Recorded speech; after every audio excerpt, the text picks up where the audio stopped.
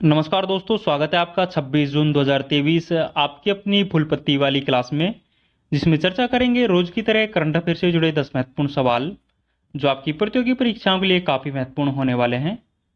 दोस्तों, कल संडे की वीकली रिवीजन क्लास यदि आपने अभी तक नहीं देखी है तो वो भी आप ज़रूर से देखें, जिसका लिंक इस वीडियो के नीचे कमेंट बॉक्स में मिल जाएगा। दोस्तों, यदि आपने अभी तक हमारे चैनल को सब्सक्राइब नहीं किया है तो प्लीज़ चैनल को सब्सक्राइब करें, वीडियो को लाइक करें और ज़्यादा से ज़्यादा अपने दोस्तों के साथ में शेयर करें। तो बिना किसी देरी के स्टार्ट करते हैं आज का पहला क्वेश्चन है, हाल ही में पीएम मोदी को किस देश के सर्वोच्च राजकीय सम्मान ऑर्डर ऑफ द नाइल से सम्मानित किया गया है? तो हाल ही में पीएम मोदी को ऑर्डर ऑफ द नाइल से सम्मानित किया गया है। ये मिस्र देश का सर्वोच्च राजकीय सम्मान है, तो ये आपको ध्यान रखना है। ये जो राजकीय सम्मान है इसकी स्थापना 1915 में होती है और वर्तमान में जो मिस्र के राष्ट्रपति है अब्दुल फतेह सीसी है, जो वर्तमान में मिस्र के राष्ट्रपति है, तो ये भी आपको ध्यान रखना है। अब्दुल फतेह सीसी है जो कि 74वां रिपब्लिक डे था, उस पर चीफ गेस्ट के रूप में भारत आए थे, तो ये भी आपको ध्यान रखना है। और प्रधानमंत्री मोदी को अन्य राष्ट्रों से मिलने वाला ये 13वां सर्वोच्च नागरिक सम्मान है, तो ये आपको ध्यान रखना है। और हाल ही में जो प्रधानमंत्री नरेंद्र मोदी है इनको पापुआ न्यू गिनी, फिजी और पलाव देश का जो सर्वोच्च नागरिक सम्मान है ये भी प्राप्त हुआ था, तो ये भी आपको ध्यान रखना है। कुछ ललन टॉप बातें और ध्यान रखेंगे। सूरीनाम का सर्वोच्च नागरिक सम्मान है जो द येलो स्टार है, ये भारतीय राष्ट्रपति द्रौपदी मुर्मू को हाल ही में प्रदान किया गया, तो ये आपको ध्यान रखना है। पोलैंड का जो सर्वोच्च सम्मान है द वाइट ईगल, ये जेलेंस्की है जो कि यूक्रेन के राष्ट्रपति है, इनको प्रदान किया गया था, तो ये आपको ध्यान रखना है। फ्रांस का लीजन द ऑर्डर पुरस्कार है, ये हाल ही में चंद्रशेखर को प्रदान किया गया था, तो ये भी आपको ध्यान रखना है। दोस्तों, आगे बढ़ने से पहले मैं आपको बता दूं, इन सभी 10 क्वेश्चंस की जो पीडीएफ है वो हमारे टेलीग्राम चैनल जीनेस टॉक पर मिल जाएगी, जिसका लिंक इस वीडियो के नीचे कमेंट बॉक्स में दिया हुआ है, वहां जाकर आप ये पीडीएफ डाउनलोड कर सकते हो। दोस्तों, यदि आपको वीडियो पसंद आ रहा है तो वीडियो को लाइक करें, और यदि आपने अभी तक हमारे चैनल को सब्सक्राइब नहीं किया है तो प्लीज़ चैनल को सब्सक्राइब भी करें। आगे बढ़ते हैं। नेक्स्ट क्वेश्चन है, हाल ही में अंतर्राष्ट्रीय ओलंपिक समिति ने पहला ओलंपिक ई स्पोर्ट्स सप्ताह का आयोजन कहाँ किया है? तो हाल ही में अंतर्राष्ट्रीय ओलंपिक समिति द्वारा पहला ओलंपिक ई स्पोर्ट्स सप्ताह का आयोजन किया गया है। इसका आयोजन है ये सिंगापुर में किया गया है। सिंगापुर में इसका आयोजन है जो 22 से 25 जून तक इसका आयोजन होने वाला है, तो ये आपको ध्यान रखना है। और इसमें 10 आभासी खेल है शामिल किए गए हैं, तो ये भी आपको ध्यान रखना है। यदि बात करें अंतर्राष्ट्रीय ओलंपिक समिति के बारे में तो इसकी स्थापना है 23 जून 1894 को इसकी स्थापना होती है। इसलिए 23 जून को अंतर्राष्ट्रीय ओलंपिक दिवस के रूप में हम सेलिब्रेट करते हैं, जिसको हमने रिसेंटली क्लास में भी पढ़ा था कि अंतर्राष्ट्रीय ओलंपिक जो दिवस है ये 23 जून को मनाया गया। और इस वर्ष जो इसकी थीम थी लेट्स मूव, इस वर्ष इसकी थीम थी, तो ये भी आपको ध्यान रखना है। और अंतर्राष्ट्रीय ओलंपिक समिति है इसका हेडक्वार्टर है जो लुजोन स्विट्जरलैंड में इसका हेडक्वार्टर है। और वर्तमान में जो अंतर्राष्ट्रीय ओलंपिक समिति का हेड है वो थॉमस बॉक है, तो ये भी आपको ध्यान रखना है। कुछ इंपॉर्टेंट पॉइंट्स और ध्यान रखेंगे। पहला राष्ट्रमंडल खेल जो कि हैमिल्टन में खेला गया था 1930 में, तो ये आपको ध्यान रखना है। और हाल ही में जो 22वां राष्ट्रमंडल खेल था ये बर्मिंघम यूके में खेला गया था। और जो 23वां राष्ट्रमंडल खेल है ये विक्टोरिया ऑस्ट्रेलिया में होने वाला है, तो ये भी आपको ध्यान रखना है। पहला ओलंपिक खेल है ये एथेंस ग्रीस में खेला गया था 1896 में, तो ये आपको ध्यान रखना है। और हाल ही में जो 32वां ओलंपिक हुआ था वो टोक्यो जापान में हुआ था साल 2020 में, तो ये भी आपको ध्यान रखना है। और 33वां ओलंपिक है ये पेरिस में होने वाला है 2024 में, तो ये भी आपको ध्यान रखना है। पहला एशियाई खेल है ये नई दिल्ली में 1951 में खेले गए थे। 36वां राष्ट्रीय खेल है जो हाल ही में गोवा में खेले गए हैं। और 37वां जो राष्ट्रीय खेल है इनका आयोजन है ये गोवा में होने वाला है, तो ये भी आपको ध्यान रखना है। नेक्स्ट क्वेश्चन देखेंगे।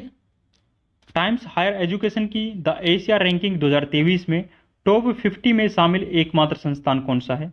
तो हाल ही में टाइम्स हायर एजुकेशन के द्वारा द एशिया रैंकिंग 2023 जारी की गई है।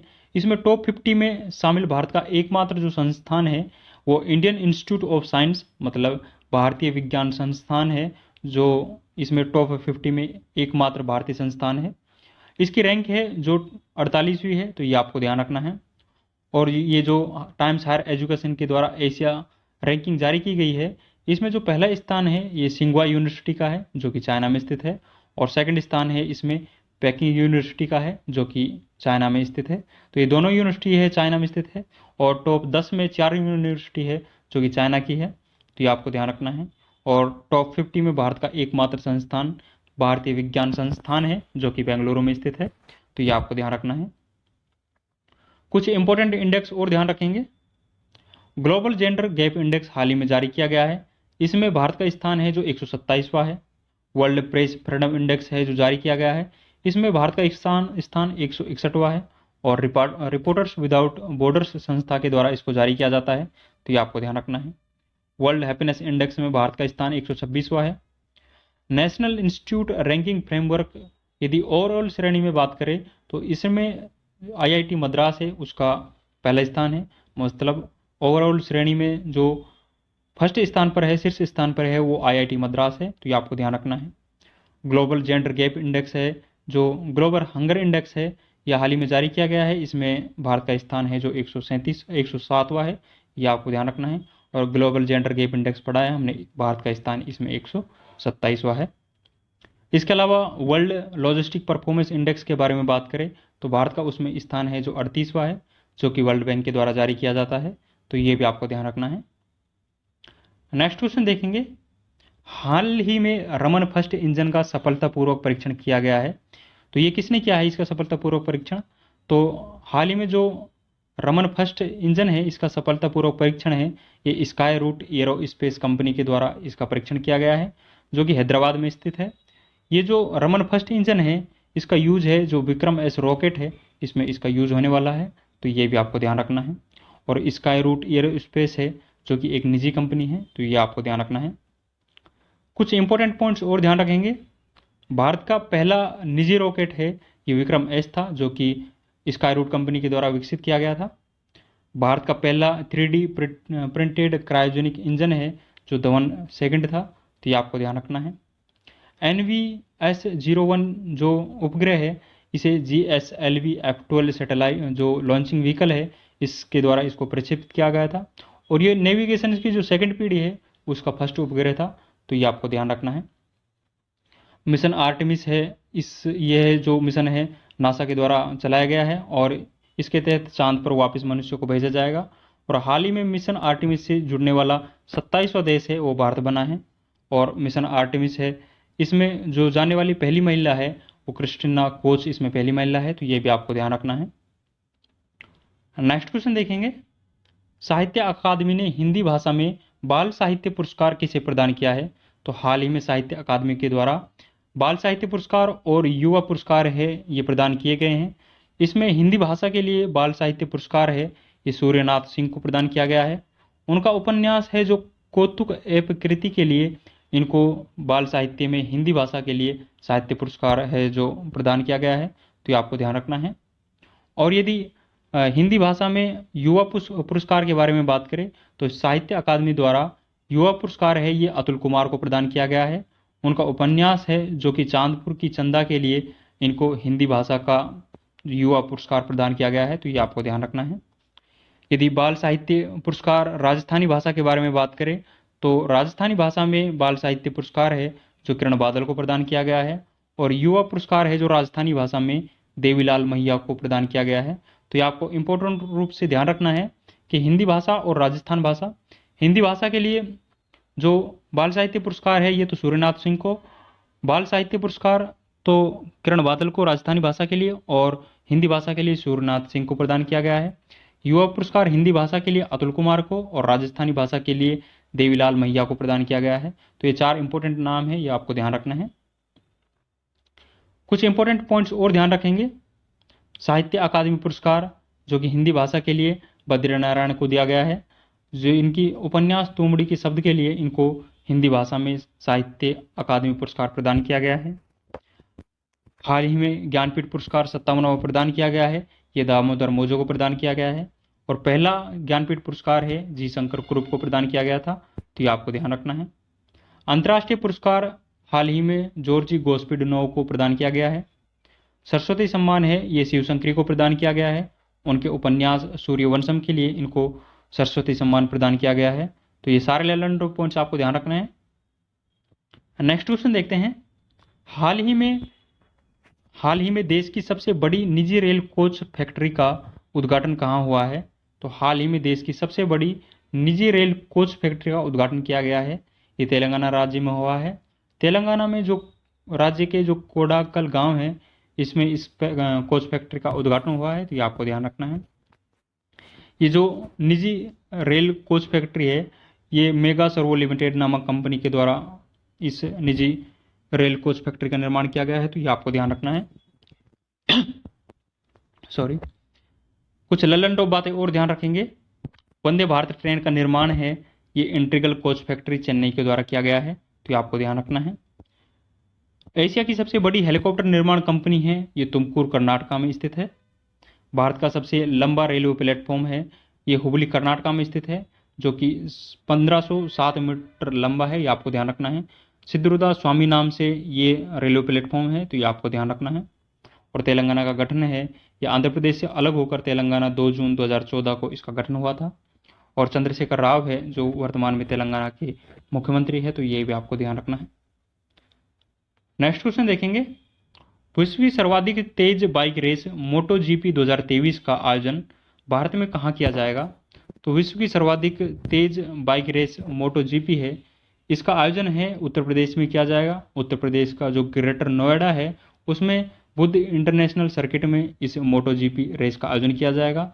और इस मोटो जीपी रेस का जो पहला टिकट है, वो उत्तर प्रदेश के मुख्यमंत्री योगी आदित्यनाथ के द्वारा खरीदा गया है, तो ये भी आपको ध्यान रखना है।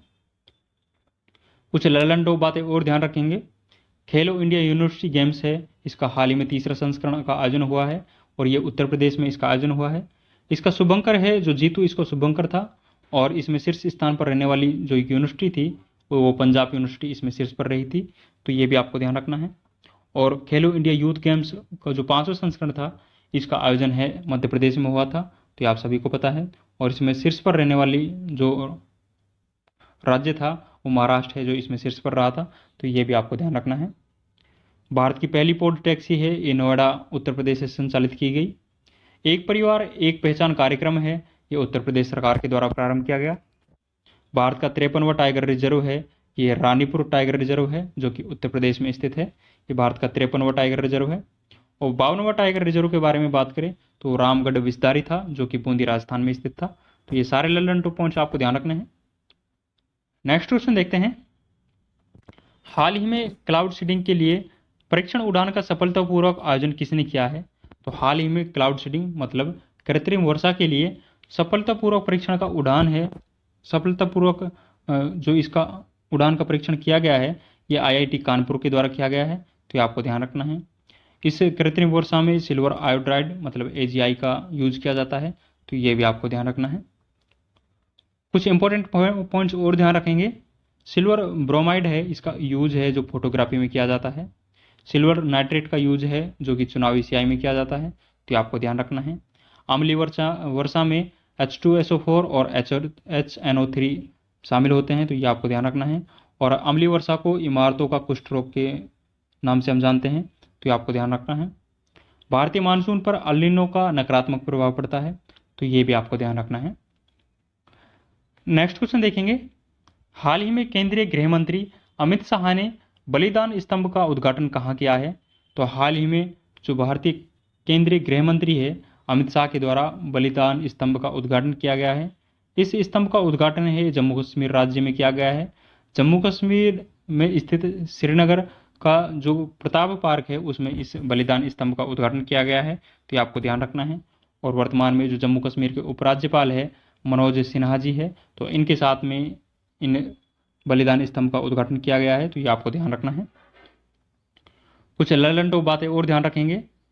जिला सुशासन सूचकांक जारी करने वाला पहला जो केंद्र शासित प्रदेश या राज्य था, वो जम्मू कश्मीर है, तो ये आपको ध्यान रखना है। राजपथ का नया नाम है, ये कर्तव्य पथ कर दिया गया है। वीर बाल दिवस है, ये प्रत्येक साल 26 दिसंबर को सेलिब्रेट किया जाता है। लेवेंडर फेस्टिवल है, ये जम्मू कश्मीर का है, जिसे बैंगनी क्रांति के नाम से हम जानते हैं। और ट्यूलिप गार्डन है, ये जम्मू कश्मीर में स्थित है, तो ये भी आपको ध्यान रखना है। दोस्तों, आज का अंतिम क्वेश्चन देखेंगे। हाल ही में चर्चा में रही आपदा योजना का संबंध किस राज्य से है?